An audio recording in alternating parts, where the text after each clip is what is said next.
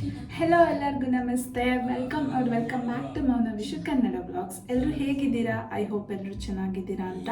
ಮತ್ತು ಇನ್ನು ಯಾರೆಲ್ಲ ನನ್ನ ಚಾನಲ್ಗೆ ಸಬ್ಸ್ಕ್ರೈಬ್ ಮಾಡಿದ ವಿಡಿಯೋ ನೋಡ್ತಾ ಇದ್ದೀರಾ, ಸೊ ಪ್ಲೀಸ್ ಬೇಗ ಹೋಗಿ ಸಬ್ಸ್ಕ್ರೈಬ್ ಮಾಡ್ಕೊಳ್ಳಿ. ಇದು ಬಂದು ಗೌರಿ ಹಬ್ಬದ ವ್ಲಾಗ್ ಆಗಿರುತ್ತೆ. ಇದು ಬಂದು ಥರ್ಸ್ಡೇಯಿಂದ ವ್ಲಾಗ್ನ ಸ್ಟಾರ್ಟ್ ಮಾಡಿದ್ದೀನಿ. ನಾಳೆ ಗೌರಿ ಹಬ್ಬ ಇರೋದ್ರಿಂದ ಸೊ ಏನೇನು ಪ್ರಿಪೇರ್ ಮಾಡ್ಕೊತೀನಿ ಹಬ್ಬಕ್ಕೆ ಅನ್ನೋದನ್ನು ನಿಮ್ಮ ಜೊತೆ ಶೇರ್ ಮಾಡ್ಕೊತೀನಿ. ಸೊ ಪೂರ್ತಿ ವಿಡಿಯೋನ ಸ್ಕಿಪ್ ಮಾಡಿದೆ ನೋಡಿ.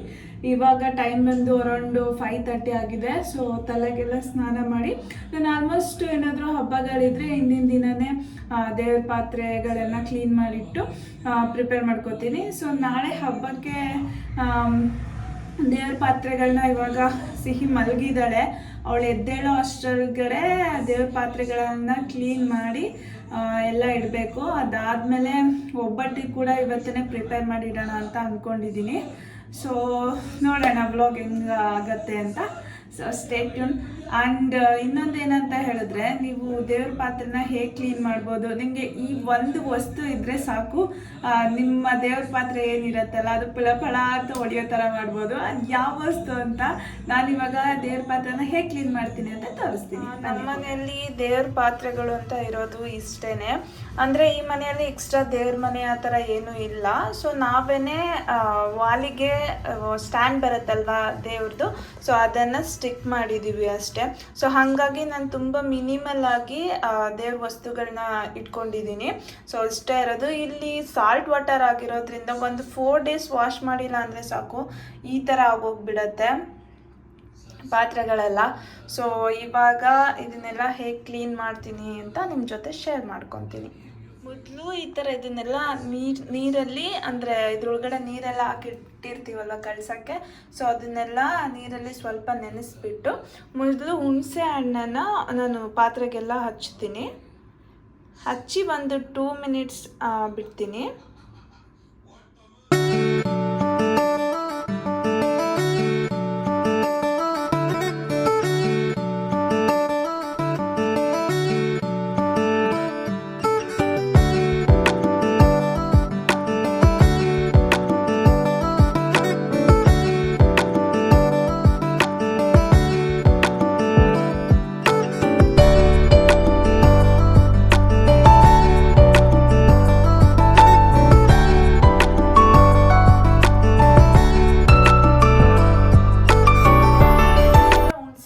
ಹಚ್ಬಿಟ್ಟು ಒಂದು 2 or 3 minutes ಬಿಡಬೇಕು.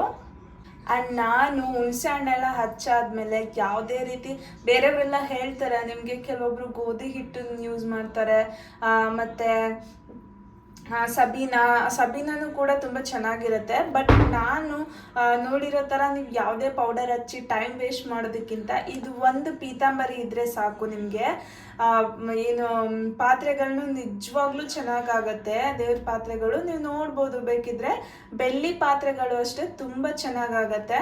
ಸೊ ಇದಾದಮೇಲೆ 2 minutes ಬಿಟ್ಟು ನಾನು ಈ ಪೀತಾಂಬರಿಯಲ್ಲಿ ನೀಟಾಗಿ ಕ್ಲೀನ್ ಮಾಡ್ಕೋತೀನಿ ದೇವ್ರ ಪಾತ್ರೆಗಳನ್ನ.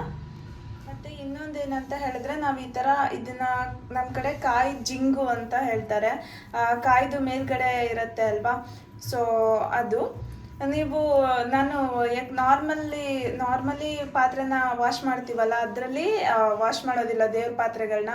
ಯಾಕಂತ ಹೇಳಿದ್ರೆ ಅದರಲ್ಲಿ ನಾನ್ ವೆಜ್ಜು ಅದೆಲ್ಲ ಪಾತ್ರೆ ವಾಶ್ ಮಾಡಿರ್ತೀವಿ. ಸೊ ಹಾಗಾಗಿ ಹೇಗಿದ್ರು ಮನೇಲಿ ಕಾಯಿ ತೆಗ್ದೇ ತರ್ತೀವಲ್ವ, ಸೊ ಇದು ಕಾಯಿ ಜಿಂಗು ಅಂತ ಹೇಳ್ತೀವಿ ನಾವು. ಸೊ ಇದರಲ್ಲೇ ನಾನು ಪೀತಾಂಬರಿ ಎಲ್ಲ ಹಚ್ಬಿಟ್ಟು ದೇವ್ರ ಪಾತ್ರೆಗಳನ್ನ ವಾಶ್ ಮಾಡ್ಕೊತೀನಿ. ನೋಡ್ಬೋದು ನೀವು, ಪೀತಾಂಬರಿ ಹಚ್ಚಿದ ತಕ್ಷಣ ಅದ್ರ ಎಷ್ಟು ಶೈನಿಂಗ್ ಬಂದಿದೆ ಅಂತ. ಜಸ್ಟ್ ಒಂದು ಸಲ ವಾಶ್ ಮಾಡಿದ್ರೇ ಎಷ್ಟು ಶೈನಿಂಗ್ ಬಂದಿದೆ ನೀವು ನೋಡ್ಬೋದು, ಬಿಫೋರ್ಗೂ ಆಫ್ಟರ್ಗೂ.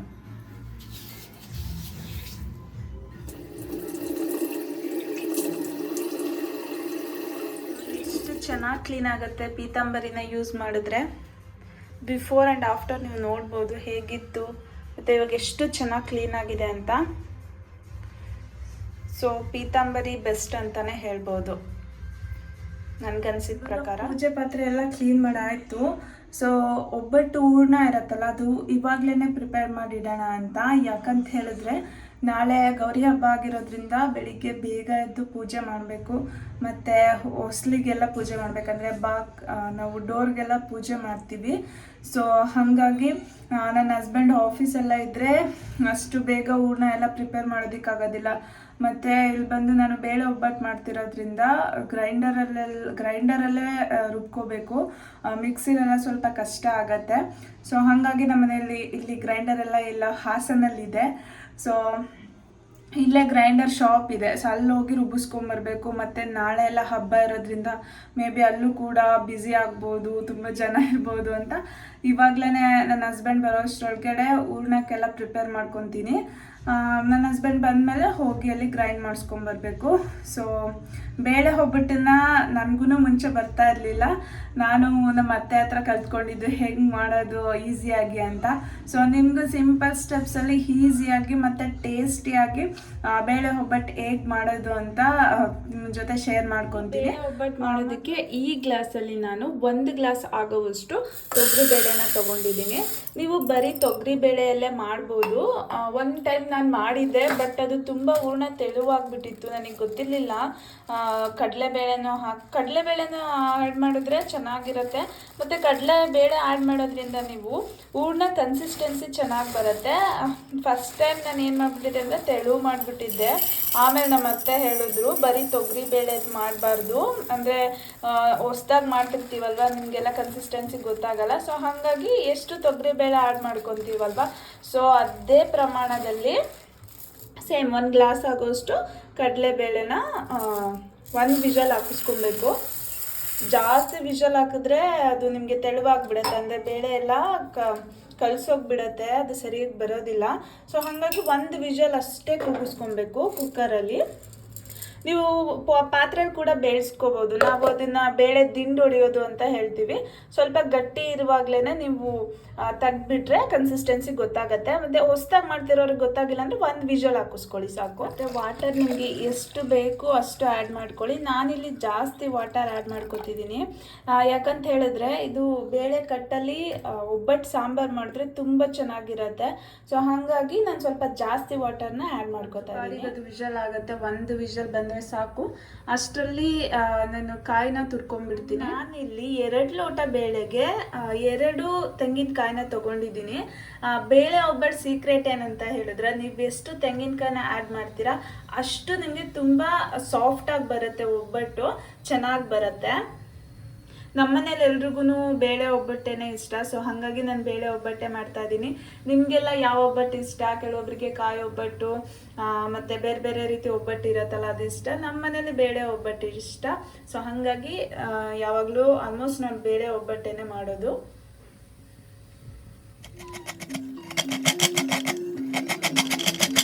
ಪ್ರಿಪೇರ್ ಮಾಡೋ ಅಷ್ಟರಲ್ಲಿ ನನ್ನ ಮಗಳು ಎದ್ದು ಬಂದುಬಿಟ್ಲು ನಿದ್ದೆಯಿಂದ.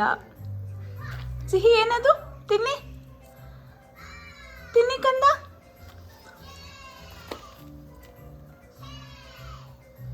ಸಿಹಿ ಯಮ್ ಯಮ್.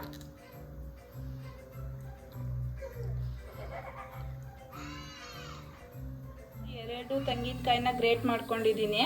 ಅದಕ್ಕೆ ನಾವು 2 ಲೋಟ ಹಾಕಿರೋದ್ರಿಂದ 2 ಉಂಡೆ ಬೆಲ್ಲ. ಈ ಉಂಡೆ ಬೆಲ್ಲನ ಸಣ್ಣದಾಗಿ ಚಚ್ಕೋಬೇಕು, ಅಂದರೆ ಪುಡಿ ಮಾಡ್ಕೋಬೇಕು. ಈ ರೀತಿ ಚಿಕ್ಕದಾಗಿ ಬೆಲ್ಲನ ಪುಡಿ ಮಾಡ್ಕೋಬೇಕು. ಈ ಥರ ಬೇಳೆ ಸಪ್ರೇಟ್ ಮತ್ತು ವಾಟರ್ ಸಪ್ರೇಟ್ ಮಾಡ್ಕೋಬೇಕು. ಸ್ವಲ್ಪ ಜಾಸ್ತಿನೇ ಬೆಂದ್ಬಿಟ್ಟಿದೆ ಬೇಳೆ. ನಾನು ವಿಷಲ್ ಆಗಿದ ತಕ್ಷಣ ತೆಗಿಬೇಕಿತ್ತು. ಓಕೆ, ಏನಾಗಲ್ಲ, ಸರಿ ಹೋಗುತ್ತೆ. ಏನು ಬೇಳೆ ಮತ್ತು ನೀರು ಸಪ್ರೇಟ್ ಮಾಡಿ ಮತ್ತೆ ಅಗೇನ್ ಅದನ್ನು ಒಂದು ಪಾತ್ರೆಗೆ ಹಾಕಿ ಒಲೆ ಮೇಲೆ ಬಿಸಿ ಆಗೋದಕ್ಕೆ ಇಡಬೇಕು. ಸ್ವಲ್ಪ ಬಿಸಿ ಆದಮೇಲೆ ಅದಕ್ಕೆ ಗ್ರೇಟ್ ಮಾಡ್ಕೊಂಡಿದ್ದೀವಲ್ಲ ಕೋಕೋನಟ್ ಆ್ಯಡ್ ಮಾಡಿ ಮತ್ತು ಪುಡಿ ಮಾಡ್ಕೊಂಡಿರೋ ಬೆಲ್ಲನ ಆ್ಯಡ್ ಮಾಡಿ ಒಂದು 5 to 10 ಮಿನಿಟ್ಸು ಅದನ್ನು ಚೆನ್ನಾಗಿ ಬಿಸಿ ಮಾಡಬೇಕು. ಸೊ ಬಿಸಿ ಆದಮೇಲೆ ಒಂದು 3 ಏಲಕ್ಕಿನ ಹಾಕಿ ಅದನ್ನು ಕೂಲಾಗಕ್ಕೆ ಬಿಡಬೇಕು. ಅಂದರೆ ತೀರಾ ಕೂಲಾಗಬೇಕು ಬಿಡಬಾರ್ದು, ಸ್ವಲ್ಪ ಬಿಸಿ ಇದ್ದರೆ ಅದು ನಿಮಗೆ ಗ್ರೈಂಡ್ ಆಗೋದಕ್ಕೆ ಚೆನ್ನಾಗಿ ಬರುತ್ತೆ. ಸೊ ಗ್ಯಾಸ್ನ ಆಫ್ ಮಾಡಿ ಒಂದು 5 ಮಿನಿಟ್ಸ್ ತಣ್ಣಗಾಗಕ್ಕೆ ಬಿಡೋಣ. ಸಿಹಿ ಆಚೆ ಹೋಗ್ತಿದೀವಾ? ಅಪ್ಪ ಸಿಹಿ ಕಣ್ಣು ನೋಡಿ ಕಂದಮ್ಮ. ಇವಾಗ ಹಸ್ಬೆಂಡ್ ಬಂದರು ಆಫೀಸಿಂದ, ಸ್ವಲ್ಪ ಆಚೆ ಹೋಗೋದಿದೆ. ಅಂದರೆ ಗೌರಿ ಹಬ್ಬಕ್ಕೆ ಪೂಜೆ ಮಾಡ್ತೀವಲ್ವಾ ಬಾಗಿಲಿಗೆ, ಸೊ ಅದಕ್ಕೆ ಬಳೆ ಮತ್ತು ಇನ್ನು ಕೆಲವೊಂದು ಐಟಮ್ಸ್ ಎಲ್ಲ ತೊಗೊಬೇಕು. ಸೊ ಬನ್ನಿ ಆಚೆ ಹೋಗೋಣ. ಸಿಹಿ ಬಾ.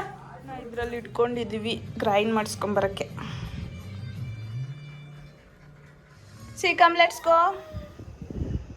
ಏನು ಮಾಡ್ತಿದ್ದೀರಾ? ಬಾಯ್.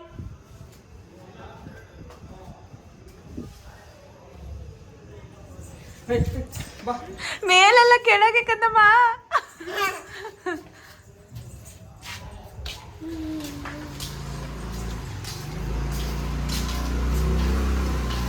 Wear is your first wife? ಯಾಕೆ ನಿಮ್ಮ ಫಸ್ಟ್ ವೈಫ್ನ ಆಚೆ ನಿಲ್ಸಿದ್ದೀರಾ? Not my first wife, first buddy, Salaga. His name is Saga.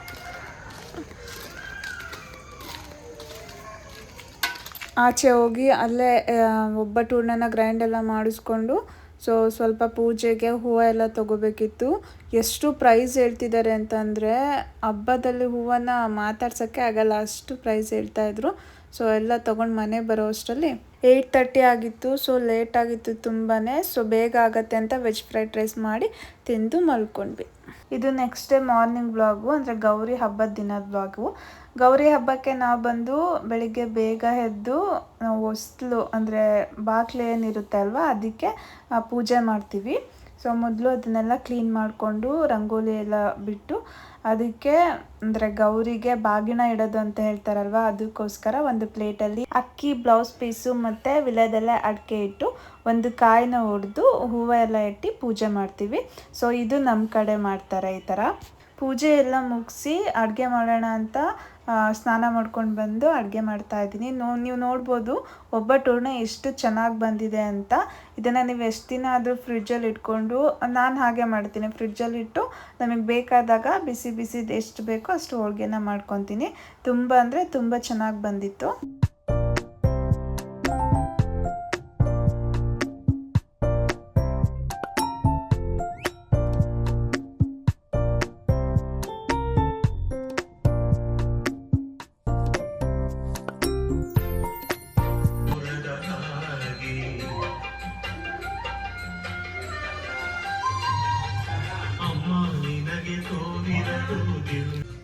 Happy Gauri Ganesha.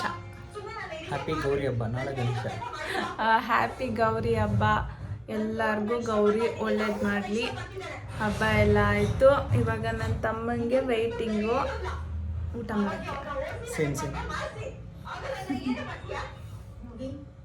ನಿಮ್ಮ ಮನೇಲೆಲ್ಲ ಹಬ್ಬಕ್ಕೆ ಏನು ಮಾಡಿದ್ದೀರಾ ಕಮೆಂಟ್ ಮಾಡಿ.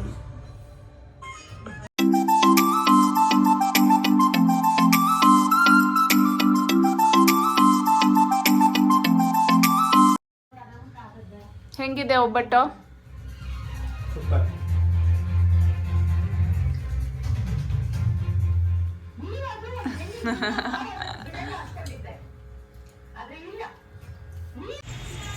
ಇವಾಗ ನಮ್ಮ ಮನೆ ಹತ್ರ ಇರೋ ಒಂದು ದೇವಸ್ಥಾನಕ್ಕೆ ಬಂದಿದ್ದೀವಿ. ಸೊ ದೇವಸ್ಥಾನ ಬಂದು ಬಾಗ್ಲಾಕಿದೆ. 6 ಗಂಟೆಗಂತೆ ಬಾಗಿಲು ತೆಗಿಯೋದು.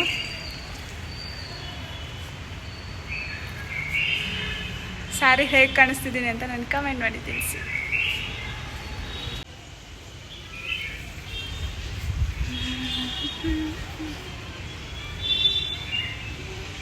ಇವಾಗ ದೇವಸ್ಥಾನಕ್ಕೆಲ್ಲ ಹೋಗಿ ಫೈನಲಿ ಮನೆಗೆ ಬಂದ್ವಿ. ಊಟನೂ ಆಯಿತು, ಬೆಳಿಗ್ಗೆನೆ ಹಬ್ಬನೂ ಆಯಿತು.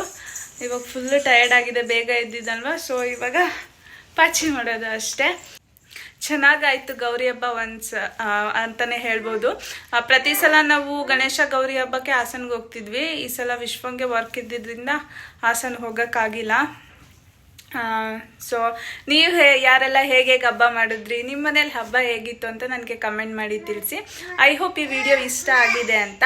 ಇಷ್ಟ ಆಗಿದ್ರೆ ದಯವಿಟ್ಟು ಒಂದು ಲೈಕ್ ಮಾಡಿ. ಮತ್ತು ಇನ್ನೂ ಯಾರೆಲ್ಲ ನನ್ನ ಚಾನಲ್ನ ಸಬ್ಸ್ಕ್ರೈಬ್ ಮಾಡದೆ ವಿಡಿಯೋ ನೋಡ್ತಾ ಇದ್ದಾರಾ, ಸೊ ಪ್ಲೀಸ್ ಬೇಗ ಹೋಗಿ ಸಬ್ಸ್ಕ್ರೈಬ್ ಮಾಡ್ಕೊಳ್ಳಿ. ಮತ್ತು ಇನ್ನೊಂದೇನೆಂದರೆ ನಾಳೆ ಬಂದು ನನ್ನ ಬರ್ಡೇ ಇದೆ. ಸೊ ನನ್ನ ಹಸ್ಬೆಂಡ್ ಈವ್ನಿಂಗ್ 8:30 ಅಷ್ಟರಲ್ಲಿ ರೆಡಿ ಆಗು ಅಂತ ಹೇಳಿದ್ದಾರೆ. ಸೊ ಎಲ್ಲಿ ಕರ್ಕೊಂಡು ಹೋಗ್ತಾರೆ, ಏನು ಸರ್ಪ್ರೈಸ್ ಕೊಡ್ಬೋದು, ನನಗೆ ನಿಜವಾಗ್ಲೂ ಒಂದು ಸ್ವಲ್ಪನೂ ಕ್ಲೂನೇ ಇಲ್ಲ. ಸೊ ಆ ವ್ಲಾಗ್ನ ನಾನು ನಿಮಗೆ ನಾಳೆ ಅಪ್ಲೋಡ್ ಮಾಡ್ತೀನಿ, ನನ್ನ birthday vlog. So keep watching. Thank you so much.